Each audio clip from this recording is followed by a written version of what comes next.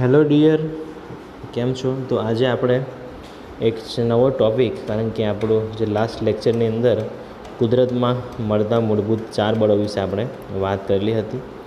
તો હવે અહીંયા આગળ આપણે જોવાના છે કે જે બળોનું એકીકરણ મતલબ શું. એકીકરણ એનો મતલબ કે એના શબ્દ ઉપરથી જ ક્લિયર થાય છે કે એક કરવાનો ટ્રાય કરવો. તો જે ભૌતિક શાસ્ત્રીઓ જે છે, સાયન્ટિસ્ટો જે છે, એમની અંદર એક પ્રશ્ન એમને વિચારતા હાલમાં બી પોતે વિચારી રહ્યા છે કે જે આપણે મૂળભૂત 4 બળો વિશે અભ્યાસ કર્યો, તો શું એ બળો જે છે એ કોઈ એક જ બળને એના અલગ અલગ પ્રકાર હશે? કોઈ શું વિશ્વમાં એવું કોઈ એક જ બળ હશે કે જેના 4 પ્રકાર છે? બીજો એમને ક્વેશ્ચન એ સજાવતો કે કોઈ એક જ બળનો તમે ખ્યાલ મેળવી લો, તો શું એના વડે તમે આ બધા બળને ના સમજાઈ શકો? તો એવા જે પ્રશ્ન હતા એને જ કહેવામાં આવે છે કે તમારા બળોનું એકીકરણ તરીકે ઓળખવામાં આવે છે. તો ખાસ અહીંયા આગળ ધ્યાન રાખજો ડિયર કે બળોનું એકીકરણ માટે ઘણા બધા સાયન્ટિસ્ટ પોતે ભાગ ભજવે છે. તો એ સાયન્ટિસ્ટને બી આપણે જોઈએ. એની પહેલાં તમારી પાસે અહીંયા આગળ જે અલગ અલગ બળ વિશે આપણે ભણી ચૂકેલા છે. ગુરુત્વાકર્ષણ બળ છે, વીક ન્યુક્લિયર બળ છે, વિદ્યુત ચુંબકીય બળ છે અને તમારું પ્રબળ ન્યુક્લિયર બળ છે. તો આ તમારો એક સિક્વન્સ છે, કારણ કે તમે જોવા જાઓ તો સૌથી વધારે પ્રબળ છે તમારું આ જગ્યાએ લાગશે, અહીંયા આગળથી આ જગ્યાએ પ્રબળ ન્યુક્લિયર બળ. એને પછી તમારું આવશે વિદ્યુત ચુંબકીય બળ, પછી તમારું આવશે વીક ન્યુક્લિયર બળ, લાસ્ટમાં તમારું કોણ આવશે? ગુરુત્વાકર્ષી બળ. તો આ બી તમને યાદ છે કે અહીંયા આગળ એની જે અવધિ આપેલી છે ખાસ ધ્યાનમાં રાખીને કરવી, કારણ કે અવધિ પૂછાય છે એક્ઝામની અંદર. કોની વચ્ચે લાગે છે તમને યાદ છે? વિશ્વના બધા પદાર્થો જેની અંદર આપણે ગુરુત્વાકર્ષણ બળ જોવા મળશે. કેટલાક મૂળભૂત કણો, ખાસ કરીને ઇલેક્ટ્રોન અને ન્યુટ્રિનો, જે વિશે આપણે વાત થઈ ચૂકેલી હતી. અને વિદ્યુત ચુંબકીય બળ કે જે વિદ્યુત ભારિત કણો વચ્ચે લાગશે. અને લાસ્ટમાં પ્રબળ ન્યુક્લિયર બળ કે ન્યુક્લિયોન અને ભારે પ્રાથમિક કણો વચ્ચે તમને જોતા મળે છે. તો એની અંદરથી સૌપ્રથમ આવે છે ન્યૂટન સાહેબ, જે આપણે ઓળખીએ છીએ ન્યૂટન સાહેબને. તો ન્યૂટન સાહેબ શું કહે છે કે જે ભૂમિગત વિસ્તાર જે છે આપણે જે રહીએ છીએ એ, અને જે આકાશીય જે છે, તો એના પ્રભાવ ક્ષેત્રોને ગુરુત્વાકર્ષણના નિયમ વડે એકત્રિત કર્યા હતા. તો એ ખાસ ધ્યાન રાખવું કે જે ભૂમિગત અને જે આકાશીય પ્રભાવ ક્ષેત્રો જે છે એને ગુરુત્વાકર્ષણના નિયમ વડે એકત્રિત કરવામાં આવેલા છે. બરાબર છે? આમાંથી ઇમ્પોર્ટન્ટ પ્રશ્ન પૂછાઈ શકે છે. પછી અસ્ટડ અને ફેરાડે નામના જે વૈજ્ઞાનિક છે, જે તમારા 12 સાયન્સમાં આવવાના છે. તો ખાસ ધ્યાન રાખવું કે એ પોતે વિદ્યુત અને ચુંબકીય ઘટનાઓને એકબીજાથી અલગ પાડી શક્યા નહીં. ખાસ ડિયર અહીં આગળ સમજવું કે જે અસ્ટડ અને ફેરાડે શું ટ્રાય કર્યો હતો, તો એને વિદ્યુત અને ચુંબકીય ઘટનાઓને અલગ પાડવાનો ટ્રાય કર્યો, પરંતુ એ ટ્રાય પાડી શક્યા નહીં. કેમ નહીં? તો તમને યાદ છે કે જ્યારે બી મારો વિદ્યુત ભાર છે એ જો ગતિ કરતો હોય તો પોતે એક કરંટ બનાવશે, વિદ્યુત પ્રવાહ બનાવશે અને આજુબાજુમાં તમારી મેગ્નેટિક ફિલ્ડ બનાવશે, ચુંબકીય ક્ષેત્ર બનાવશે.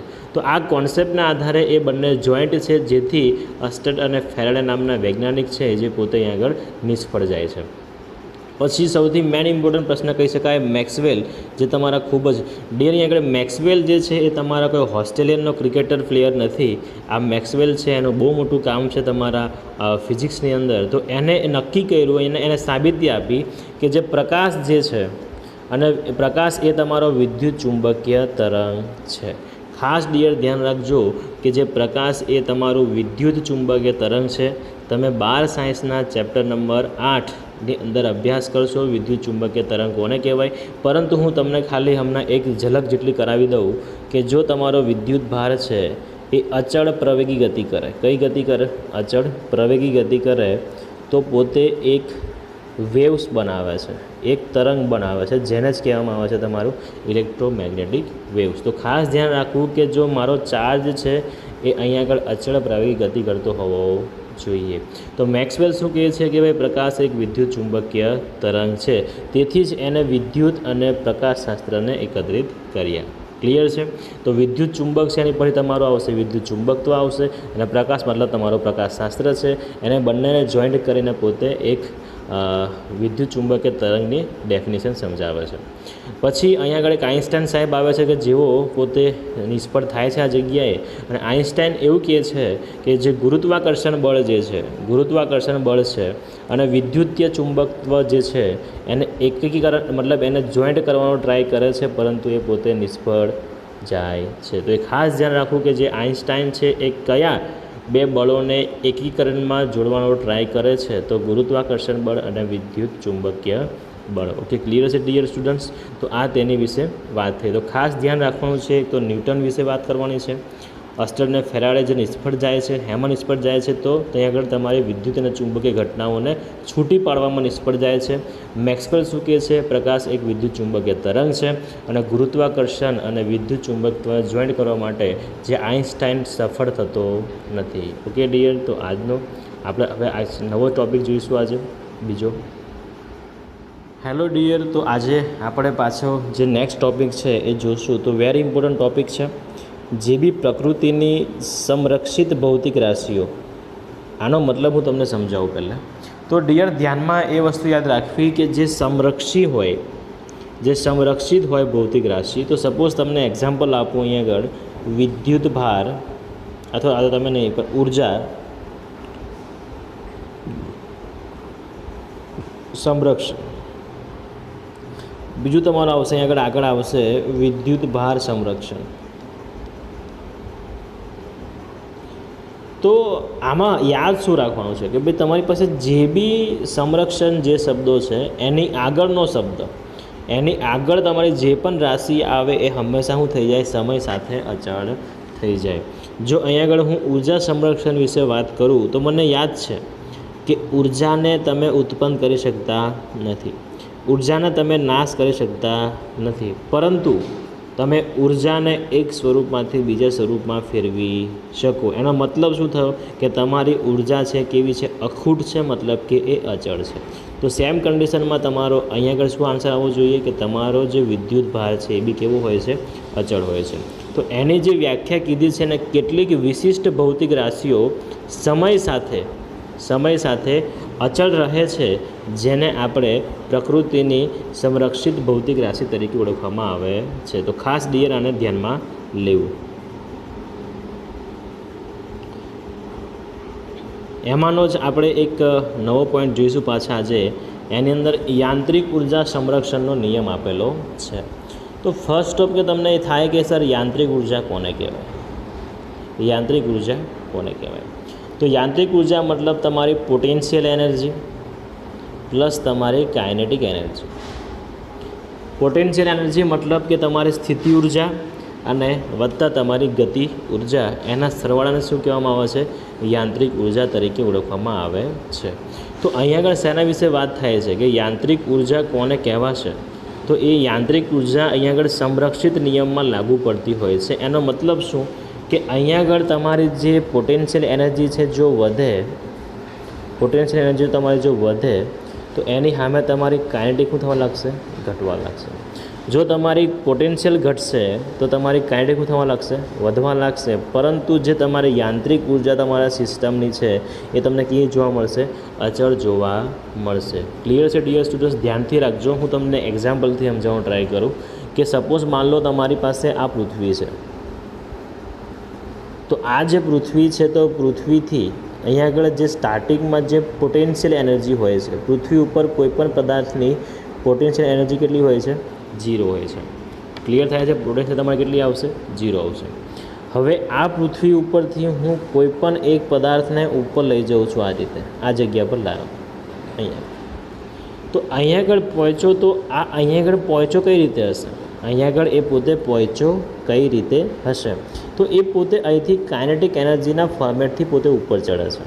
તો જેમ પોતે ઉપર જાય છે એમ એની જે કાઇનેટિક એનર્જી છે પોતે ઘટતી જાય છે, અને આ જગ્યાએ પહોંચશો તો એની જે સ્થિતિ ઉર્જા તમારી શું થઈ જશે? આગળ મેક્સિમમ થઈ જશે. કારણ કેમ? તો તમારી જેટલી ગતિ ઉર્જા હતી એ બધી હેમાં કન્વર્ટ થઈ ગઈ, તમારી સ્થિતિ ઉર્જામાં કન્વર્ટ થઈ જાય છે. ઓકે ડિયર, ખાસ ધ્યાન રાખજો. જે શબ્દ બોલું છું એને ખાસ પકડવાનો ટ્રાય કરજો તો આગળ વધતા જઈએ તો એને કીધું છે પહેલાં કે ભાઈ બાહ્ય સંરક્ષી બળની અસર હેઠળ થતી તંત્રની ગતિ માટે ગતિ ઉર્જા અને સ્થિતિ ઉર્જાનો સરવાળો એટલે કે તે પદાર્થની યાંત્રિક ઉર્જા આપણે કહીએ છીએ. તો અહીંયા આગળ ઉદાહરણ તરીકે તમને આપેલું છે, અને હું તમને પહેલાં બી વાત કરી ચૂકેલો છું કે જે સંરક્ષી બળ એટલે શું. સંરક્ષી બળો મતલબ કેવા બળો કે જે પોતે માર્ગ ઉપર ડિપેન્ડ કરતા નથી, માત્ર ને માત્ર પદાર્થની પ્રારંભિક અને અંતિમ અવસ્થા ઉપર જ ડિપેન્ડ કરતા હોય છે. તો આ જગ્યાએ ઉદાહરણ તમને આગળ આપેલું છે કે ગુરુત્વ ક્ષેત્રમાં કોઈ પદાર્થ મુક્ત પતન પામે છે. સમય સાથે પદાર્થની ગતિ ઉર્જા અને સ્થિતિ ઉર્જા બંનેમાં સતત બદલાય છે, પરંતુ જે ઉર્જાનો સરવાળો છે કેવો હોય છે, હંમેશા અચળ હોય છે. ડિયર ધ્યાનથી રાખજો, આનું એક્ઝામ્પલ સારા મસ્ત આપેલું છે કે અહીંયા આગળ તમારી પાસે કોઈ બિલ્ડિંગ છે અને તમારી જે બિલ્ડિંગ છે એના તમે ટોચ ઉપર જઈને કોઈ એક બોલ છે એ બોલને તમે નીચે ફેંકી દો છો. તો આ બોલ છે જ્યારે નીચે આવતો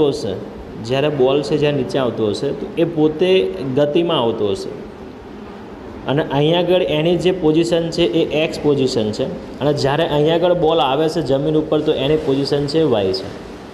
તો એની જે સ્થિતિ છે મતલબ એક્સમાંથી પોતે વાય ઉપર જાય છે, મતલબ કે એની સ્થિતિ બદલાય છે, તો એની સ્થિતિ ઉર્જા બી ચેન્જ થવાની છે.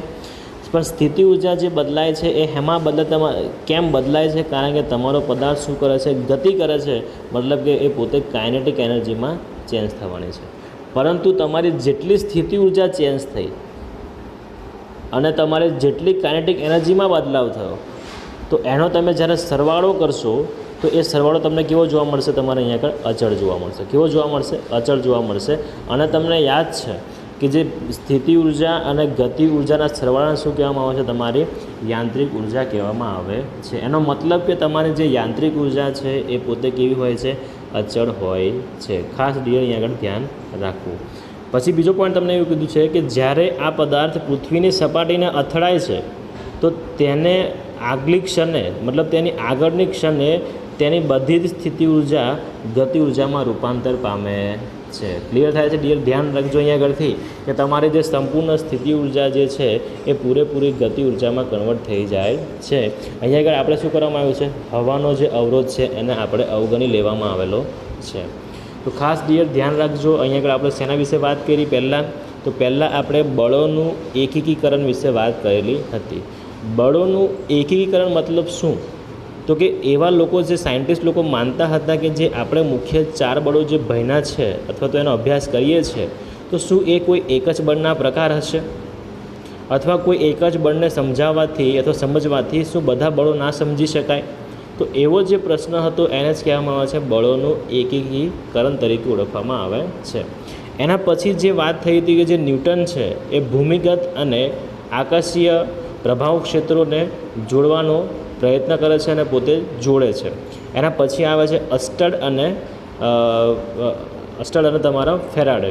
એ બંને જે સાયન્ટિસ્ટો જે છે એ પોતે એક નિષ્ફળ જાય છે. કઈ બાબતમાં નિષ્ફળ જાય છે? તો વિદ્યુત અને ચુંબકત્વને અલગ કરવાની અંદર એ પોતે નિષ્ફળ જાય છે. પછી મેક્સવેલને યાદ રાખવાનો છે. મેક્સવેલનું કામ શું હતું? તો મેક્સવેલ પોતે કહે છે કે અહીંયા આગળ કે પ્રકાશ એ તમારો વિદ્યુત ચુંબકીય તરંગ છે. એનો મતલબ કે જે મેક્સવેલ છે એ પોતે વિદ્યુત ચુંબકત્વ અને જે પ્રકાશશાસ્ત્ર છે એને જોડવામાં સફળ થાય છે. પછી આઇન્સ્ટાઈન આવે છે જે પોતે નિષ્ફળ જાય છે કે એ શું કરે છે? વિદ્યુત ચુંબકત્વ અને ગુરુત્વાકર્ષણ બળ એ બંનેને જોડવાનો સંપર્કમાં ટ્રાય કરે છે, પરંતુ પોતે ત્યાં નિષ્ફળ જતો રહે છે. તો આ રીતે ત્યાં વાત કરી. પછી આપણે વાત કરીએ કે ભાઈ જે પ્રકૃતિની અંદર જે છે એમાં કેટલીક જે રાશિઓ છે એ સંરક્ષિત રાશિઓ છે. તો સંરક્ષિત રાશિઓ મતલબ શું? તો કે એવી રાશિઓ કે જે સમય સાથે બદલાય નહીં, એનું મૂલ્ય તમને કેવું જોવા મળે? અચળ જોવા મળે. તો એવી રાશિઓને આપણે સંરક્ષિત રાશિ તરીકે ઓળખવામાં આવીએ છીએ. તો એની અંદર હું તમને ઉદાહરણ બી આપ્યા અને એમાંથી તમારો પોઈન્ટ છે અહીંયા આગળ યાંત્રિક ઉર્જા સંરક્ષણ, એના વિશે આપણે વાત કરી. Okay dear. તો અહીંયા આગળ આપણે જે વાત કરી કે જ્યારે કોઈ બિલ્ડિંગ છે એ બિલ્ડિંગ ઉપરથી કોઈ પદાર્થને આપણે છોડી દેવામાં આવે છે, તો એ પદાર્થ છે જ્યારે નીચે આવતો હોય તો એને શું કહેવામાં આવે છે? મુક્ત પતન કહેવામાં આવે છે. તો મુક્ત પતન દરમિયાન તમારી જે સ્થિતિ છે એ બી બદલાય છે અને તમારી ગતિ ઉર્જામાં સતત તમને ફેરફાર જોવા મળે છે. તો અહીંયા આગળથી તમે ઇઝીલી જોઈ શકો આ જગ્યાએથી કે જે લાસ્ટમાં પોઈન્ટ કહે છે કે જ્યારે હું આ પદાર્થને અહીંથી છોડું છું તો એની જે ગતિ ઉર્જા હશે કેવી હશે, થોડી ઓછી હશે, પરંતુ જેમ જેમ એ પદાર્થ નીચે આવતો જશે, જેમ જેમ એ પદાર્થ પૃથ્વીના ગુરુત્વાકર્ષણ બળને કારણે નીચે આવતો જશે, તેમ તેમ એની વેલોસિટી શું થશે, તમને ઇન્ક્રીઝ થવા મળશે. અને છેલ્લે એન્ડ મતલબ જ્યારે એ જમીનને અથડાય છે એની આગળની સેકન્ડે તમારી જે ગતિ ઉર્જા છે તમને કેવી જોવા મળશે, મેક્સિમમ જોવા મળશે. અને લાસ્ટમાં એ પોઈન્ટમાં એ વાત થયેલી કે તમારો અહીંયા આગળ સિસ્ટમમાં હવાનો અવરોધ છે એને અવગણી કાઢવામાં આવે છે. જો તમે હવાના અવરોધને અવગણો ના તો શું થશે, તો એ જગ્યાએ જોવા જઈએ તો જે મારો પદાર્થ જે છે